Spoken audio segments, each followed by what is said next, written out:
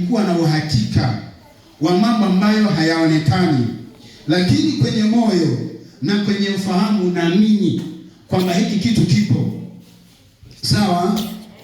Unaamini. Sasa kwa nini nasema siri ya ushindi ni kumtegemea Mungu? Kitu cha kwanza, kumtegemea Mungu, lazima uwe na imani na huyo Mungu. Unapomtegemea Mungu, tayari moyoni mwako umeamini. Huwezi kutegemea kitu ambacho huna imani nacho.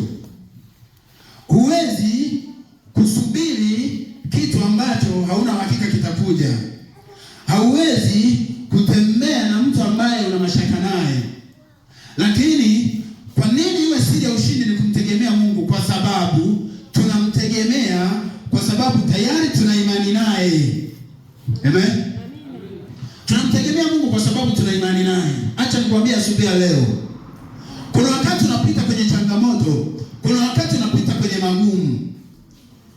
Wakati mwingine sio kwa sababu Mungu hakuoni, Mungu anakuona, ila akitazama imani yako haiko sawa na yeye. Amina. Bado anaamini watu, bado anaamini waganga. Kuna wakati mwingine bado anaamini mizimu. Mizimu ya babu yangu, mizimu ya kwetu huwa inanilinda. Ndio maana unapita kwenye changamoto. Lakini siku ukianza kumtegemea Mungu, siku ukianza kumwamini Mungu, ukavitoa vyote. Waimbaji wameongelea habari ya maisha kina Abednego na kina Shadraka. Kipindi mfalme amesimamisha sanamu, wengine wote waliabudu ile sanamu kwa sababu imani yao ilikuwa kwa mfalme, isipokuwa watatu. Hao watatu imani yao ilikuwa kwa Mungu. Na nakumbuka sanamu hii sio agizo la Mungu, ni agizo la mfalme, ni agizo la mtu. Amen. Hao watatu wakakataa kuiabudu sanamu.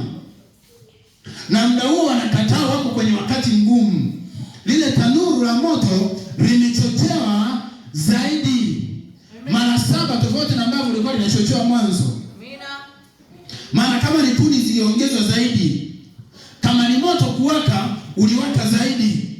Alafu muda huo wanaambiwa waabudu sanamu, na wasipoiabudu wanatupwa kwenye tanuru la moto.